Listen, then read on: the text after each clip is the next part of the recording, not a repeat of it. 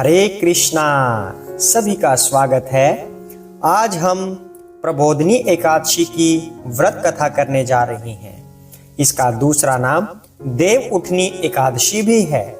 आइए एकादशी की व्रत कथा शुरू करते हैं। अथ प्रबोधिनी एकादशी व्रत कथा कार्तिक मास शुक्ल पक्ष की। ब्रह्मा जी बोले, हे मुनि सत्तम, पापों को दूर करने वाली, पुण्यों को बढ़ाने वाली, बुद्धिमानों को मोक्ष देने वाली प्रबोधिनी एकादशी का महात्म्य सुनो। हे विप्रेंद्र, भागीरथी गंगा पृथ्वी पर तभी तक गरजती है जब तक पापों का नाश करने वाली कार्तिक में प्रबोधिनी एकादशी नहीं आती। तीर्थ, समुद्र, सरोवर तभी तक गरजते हैं जब तक कार्तिक की प्रबोधिनी एकादशी नहीं आती। 1000 अश्वमेघ और 16 सूर्य का फल मनुष्य को प्रबोधिनी के उपवास से मिलता है। नारद जी बोले, एक बार भोजन से, नक्त भोजन से और उपवास से क्या पुण्य होता है, सो मुझसे कहिए। ब्रह्मा जी बोले, एक बार भोजन से 1 जन्म का पाप, सायंकाल भोजन करने से 2 जन्म के पापों और उपवास से 7 जन्म के पापों का नाश होता है। हे पुत्र, जो वस्तु त्रिलोकी में कठिनता से मिलती है, जो मिल नहीं सकती और जो दिखाई नहीं देती, ऐसी वस्तु को प्रबोधिनी देती है। सुमेरु और मंदराचल पर्वत के समान पापों को भी यह एकादशी भस्म कर देती है। हजारों पूर्व जन्मों के किए हुए दुष्कर्मों को जागरण करने से रुई के ढेर की तरह प्रबोधिनी जला देती है। जो स्वभाव से विधि पूर्वक प्रबोधिनी का उपवास करता है, उसको जैसा फल कहा है वैसा ही प्राप्त होता है। व्रत को बिगाड़ने वाला, नास्तिक, वेद निंदक, पर स्त्रीगामी, मूर्ख, उपकार को न मानने वाला, धोखा देने वाला, इन मनुष्यों के शरीर में धर्म नहीं रहता। जो ब्राह्मण सुहागिन अथवा विधवा ब्राह्मणी से विषय करता है, वह वंश सहित नष्ट हो जाता है। जो अधम ब्राह्मण पर स्त्री गमन करता है, उसके संतान नहीं होती। जो गुरु और ब्राह्मणों को अहंकार दिखलाता है, उसका पुण्य शीघ्र ही नष्ट हो जाता है और जो धन संतान नहीं होती। जो नीच मनुष्य साधुओं का अपमान करके प्रसन्न होते हैं और जो अपमान करने वालों को नहीं रोकते, वे अपने कुल का नाश देखते हैं। शठ, चुगलखोर और भ्रष्टाचारी, इनकी दान और हवन करने से भी गति नहीं होती। इसलिए जिससे संसार में निंदा हो, ऐसा कोई बुरा काम नहीं करना चाहिए। अच्छे कर्म करने चाहिए जिससे धर्म नष्ट न हो। कोई अपने मन में ये सोचते हैं कि हम प्रबोधिनी का व्रत करेंगे तो ऐसा विचार करने से ही उनके 100 जन्म के पाप नष्ट हो जाते हैं। जो कोई प्रबोधिनी की रात्रि को जागरण करता है, वह बीते हुए, वर्तमान और भविष्य के 10,000 कुल को विष्णु लोक में पहुंचा देता है।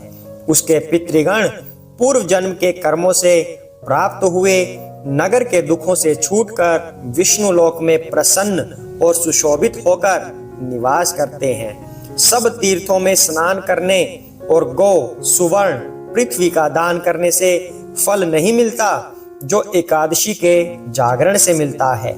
जैसे मनुष्यों की मृत्यु निश्चित है, वैसे ही धन का नाश भी निश्चित है। यह समझकर हे मुनि श्रेष्ठ, एकादशी का उपवास करना चाहिए। जो कोई विधि पूर्वक प्रबोधिनी का व्रत करता है, उसके घर में त्रिलोकी के सब तीर्थ आ जाते हैं और वही ज्ञानी, योगी, तपस्वी और जितेंद्रिय है, उसी को भोग और मोक्ष मिलता है। यह एकादशी विष्णु की प्यारी है और धर्म के सार को देने वाली है। इसका एक बार व्रत करने से ही मोक्ष भागी हो जाता है। सब धर्मों को छोड़कर इसका उपवास करना चाहिए।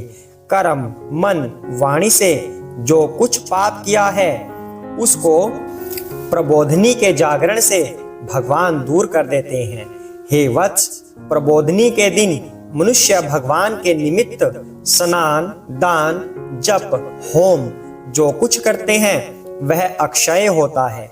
जो मनुष्य एकादशी का व्रत करके भक्ति से भगवान का पूजन करते हैं, उनके 100 जन्मों के पाप दूर हो जाते हैं। इस व्रत से भगवान को प्रसन्न करके 10 दिशाओं में प्रकाश करता हुआ मनुष्य विष्णु लोक को जाता है। यह पवित्र एकादशी धन धान्य को देने वाली और सब पापों को दूर करने वाली है। भक्ति पूर्वक इसका व्रत करने से कोई वस्तु दुर्लभ नहीं है। सूर्य चंद्र के ग्रहण में स्नान दान से जो फल होता है, उससे 1000 गुना फल एकादशी के जागरण से मिलता है। प्रबोधनी के दिन स्नान, दान, जप, होम, स्वाध्याय, भगवान का पूजन, इसमें से जो कुछ किया जाए उसका करोड़ गुना फल होता है। कार्तिक की एकादशी का व्रत न करने से जन्म भर का किया हुआ सब पुण्य वृथा है। हे विप्रेंद्र, इसलिए सब कामनाओं को पूर्ण करने वाले जनार्दन भगवान की यत्न से सेवा करनी चाहिए। जो विष्णु भक्त कार्तिक में पराये अन्न को स्वीकार नहीं करता, उसको चांद्रयण व्रत का फल मिलता है। कार्तिक में मधुसूदन जैसे शास्त्र की कथा वार्ता से प्रसन्न होते हैं, जैसे यज्ञ और हाथी आदि दान से नहीं होते। जो मनुष्य कार्तिक में विष्णु की कथा को पूरी अथवा उसका आधा अथवा चौथाई श्लोक कहते व सुनते हैं, उनको 100 गौ दान का फल मिलता है। हे मुने, कार्तिक के महीने में सब धर्मों को छोड़कर मेरे सामने बैठकर कथा कहानी और सुननी चाहिए। कल्याण के लिए अथवा धन के लोभ से जो कार्तिक में भगवान की कथा कहता है, वह अपने सैकड़ों कुलों का उद्धार कर देता है। जो भगवान के प्रबोध के दिन कथा कहते व सुनते हैं, हे मुने, उनको सप्तद्वीप युक्त पृथ्वी के दान का फल मिलता है।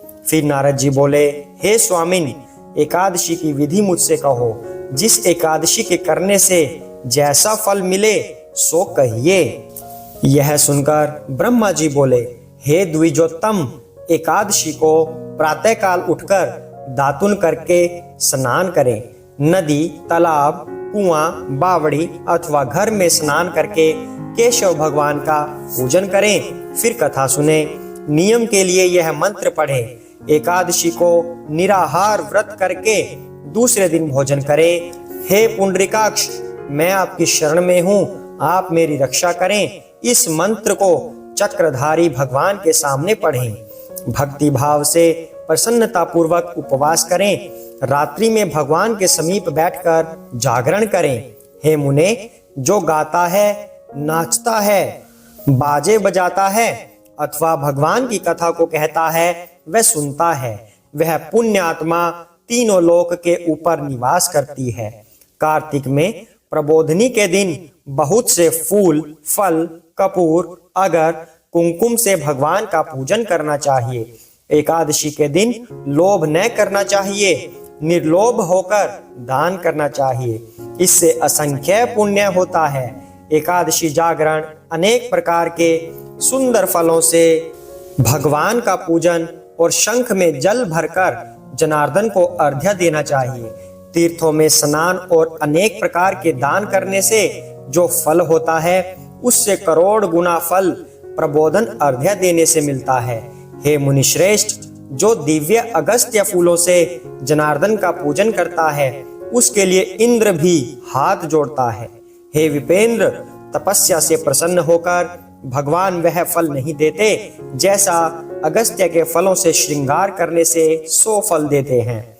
हे कलिवर्धन, जो कार्तिक में भक्ति पूर्वक भगवान की बेलपत्र से पूजा करते हैं, उनकी मुक्ति हो जाती है। हे वत्स, कार्तिक में जो तुलसी के पत्ते और फूल से जनार्दन की पूजा करते हैं, उनके 10,000 वर्ष के पाप भस्म हो जाते हैं। तुलसी का दर्शन, स्पर्श, ध्यान, कीर्तन, नमस्कार, स्तुति करने से, पौधा लगाने से, सींचने और नित्य पूजन करने से तुलसी शुभ फल देती है। जो नित्य प्रति तुलसी की 9 प्रकार की भक्ति करते हैं, वे करोड़ों युगों तक वैकुंठ में निवास करते हैं। हे मुने, लगाई तुलसी की जब तक जड़ें फैलती हैं, उतने ही हजारों युगों तक उनका पुण्य फैलता है। जो कदम्ब के फूलों से जनार्दन की पूजा करते हैं वे चक्रधारी भगवान की कृपा से यमलोक में नहीं जाते। कार्तिक में गुलाब के फूलों से जो परम भक्ति से भगवान का पूजन करता है वह मुक्ति का भागी होता है। बकुल और अशोक के फूलों से जो भगवान की पूजा करते हैं उनको जब तक सूर्य चंद्रमा है तब तक शोक नहीं होगा। जो सफेद या लाल कनेर के फूलों से जगन्नाथ की पूजा करते हैं उनसे चारों युगों में केशव भगवान प्रसन्न रहते हैं। जो बड़भागी मनुष्य केशव के ऊपर आम का बोर चढ़ाते हैं उनको करोड़ गौ दान का फल मिलता है। जो दूब के अंकुर से भगवान का पूजन करते हैं उनको पूजा का 100 गुना फल प्राप्त होता है। हे नारद, जो छोकरे पत्तों से सुखदाई भगवान का पूजन करते हैं वे भयंकर यमलोक के मार्ग को सरलता से पार कर जाते हैं। जो वर्षा ऋतु में चंपा के फूलों से देवेश भगवान का पूजन करते हैं वे मनुष्य फिर संसार में जन्म नहीं लेते। हे विप्रेश, जो मनुष्य जनार्दन भगवान के ऊपर ककड़ी का फूल चढ़ाते हैं उनको एक पल सुवर्ण चढ़ाने का फल मिलता है। जो मनुष्य सुनहरी केतकी का फूल जनार्दन भगवान पर चढ़ाता है गरुड़ ध्वज भगवान उनके करोड़ जन्मों के पापों को भस्म कर देता है। जो कुकुम के समान लाल रंग की सुगंधित शतपत्री का फूल जगन्नाथ पर चढ़ाता है उसका श्वेत द्वीप में निवास होता है। हे ब्राह्मण, इस प्रकार भक्ति मुक्ति को देने वाले केशव भगवान का रात्रि में पूजन करके प्रातःकाल उठकर नदी तट पर चला जाए। वहां स्नान जप और नित्य कर्म करके घर जाकर विधि पूर्वक केशव भगवान का पूजन करे। व्रत के धारण के लिए बुद्धिमान मनुष्य ब्राह्मण भोजन करावे। भक्ति युक्त चित्त से सिर झुकाकर क्षमा मांगे। फिर भोजन वस्त्र से गुरु की पूजा करनी चाहिए और चक्रपाणी भगवान को प्रसन्न करने के लिए दक्षिणा और गौ देनी चाहिए। जो वस्तु छोड़ी है उन नियमों को ब्राह्मणों के सामने छोड़ना चाहिए और दक्षिणा देनी चाहिए।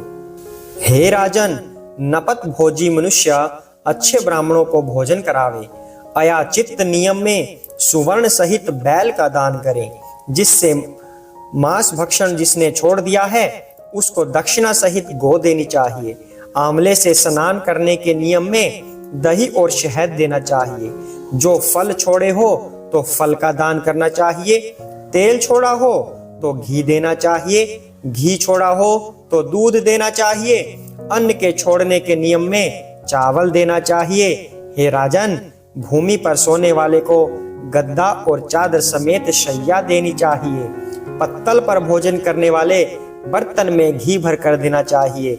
मौन धारण करने वाले को घंटा, तिल और सुवर्ण देना चाहिए और ब्राह्मणी को घी मिला हुआ भोजन करना चाहिए।